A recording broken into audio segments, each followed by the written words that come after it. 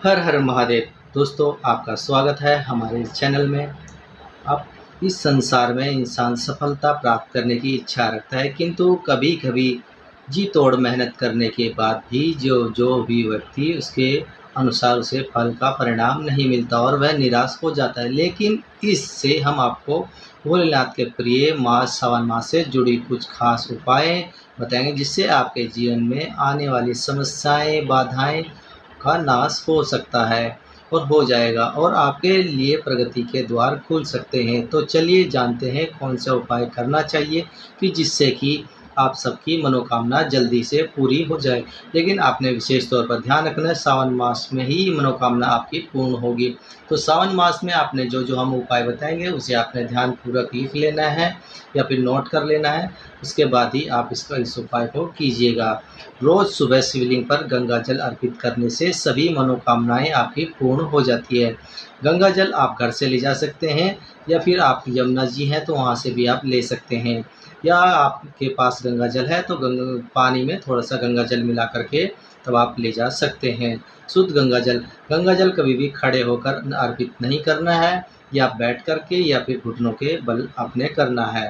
Number 2, शिवलिंग पर जल अर्पित करने के बाद कम से कम 108 बार ओम नमः शिवाय मंत्र का जाप अवश्य ही कीजिए। इससे आपको लाभ मिलेगा सावन मास में, इस महीने में। नियमित रूप से या फिर कम से कम हफ्ते में एक बार गरीबों को सफ़ेद वस्त्र, खीर या फिर मिठाई का दान अवश्य करना चाहिए, क्योंकि भोलेनाथ को सफ़ेद कलर या सफ़ेद रंग अति प्रिय लगता है। तो इसलिए सफ़ेद खीर या कोई सफ़ेद वस्त्र गरीब को, जो गरीब हो, असहाय हो, उसको आप दान कीजिएगा। शिवलिंग पर प्रतिदिन 5 बेलपत्र के पत्तों पर राम लिखकर अवश्य चढ़ाएं। जरूर चढ़ाने से बेलपत्र चढ़ाते समय बेलपत्र त्रिविक्रम नेत्र या आपके पास जो भी मंत्र आता हो या आराध्य जो भी मंत्र आता हो उसका आप जाप अवश्य कीजिएगा। राम जरूर लिखिएगा बेलपत्र, या तो फिर घर से राम लिख करके लेकर के जाइएगा।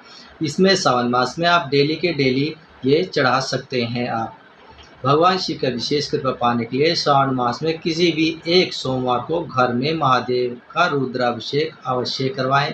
आपकी मनोकामनाएं जल्दी से पूर्ण हो जाएगी। अगर आपको रुद्राभिषेक नहीं करना आता है तो हमारी आप वीडियो देख सकते हैं, चैनल में जाकर के आपको वीडियो मिल जाएगी, वहां पर आप रुद्राभिषेक कर सकते हैं या फिर करवा सकते हैं। आप रुद्राभिषेक बिल्कुल ही आसान और एकदम सरल है रुद्राभिषेक करना। रुद्राभिषेक करना आप अपने घर पे आराम से अपने आप कीजिए तो ज़्यादा फायदा होगा। रुद्राभिषेक में आपको सामग्री बता देते हैं क्या क्या लगती है। भगवान शिव में जल, गन्ने का रस, बेलपत्र, नारियल, धतूरा का फूल, सम्मी, जनेऊ को भी अर्पित करना शुभ फल माना गया है।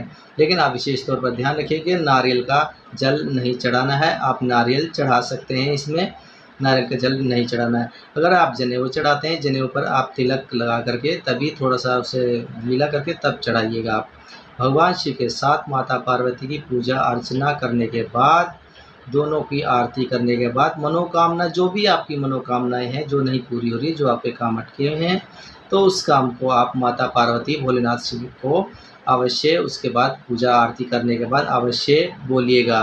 वहाँ पर भगवान शिव को केसर मिश्रित खीर का भोग लगाइएगा और उससे आपके व्यवसाय में भी अधिक से अधिक लाभ की प्राप्ति होगी। अगर आप खीर नहीं बना सकते हैं तो आपके पास कोई भी सफ़ेद मिठाई हो तो वो आप अर्पित कर सकते हैं भगवान को।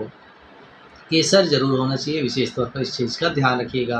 अगर केसर नहीं है तो फिर भी कोई बात नहीं है, आप ऐसे भी कर सकते हैं। सावन सोमवार को व्रत करने से भगवान शिव प्रसन्न होते हैं और उनका आशीर्वाद आप पर और आपके परिवार पर सदा बना रहता है।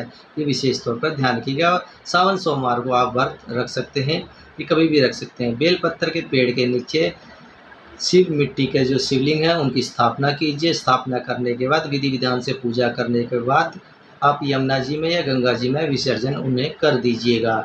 तो या फिर वहीं पर भी आकर, वहाँ पे गंगा जी यमुना जी नहीं है तो एक लोटा लीजिएगा, वहीं पर आप उनके ऊपर विसर्जन उन्हें वहीं पर ही छोड़ दीजिएगा, विसर्जन वहाँ पे कर दीजिएगा। सावन महीने में हर तरह की मनोकामना से जल्दी पूरी होती है। सावन माह में महीने में प्रतिदिन शिवलिंग पर सुबह सुबह जल और काले तिल मिलाकर उसे अपराजित पुष्प अर्पित करना चाहिए। इस उपाय को करने से आपकी सारी मनोकामनाएं पूरी हो जाती है। लेकिन आप जब भी जल चढ़ाएं, जल चढ़ाने के बाद काले तिल और चावल अवश्य लेके जाएं अक्षत। तो भगवान शिव पे आप चढ़ा सकते हैं, या पहले या बाद में जैसे आपको अच्छा लगे, या फिर जल में भी आप मिला करके चढ़ा सकते हैं। तभी भी आपकी मनोकामनाएं सारी पूरी हो जाएगी जल्दी से जल्दी। तो ये थी हमारी जानकारी। अगर आपको हमारी जानकारी अच्छी लगती है तो चैनल को सब्सक्राइब कीजिएगा, लाइक कीजिएगा, बेल आइकन की घंटी ज़रूर दबाइएगा। ज़्यादा वीडियो को शेयर कीजिएगा। शेयर करने से ये होगा कि आपको भी फल की प्राप्ति होगी और दूसरे को आपकी वजह से फ़ायदा होगा, तो आपको भी वो दुआ देगा, और दुआ देगा तो आपका भी भला जल्दी से जल्दी, आपके बिगड़े काम जल्दी से जल्दी हो जाएंगे।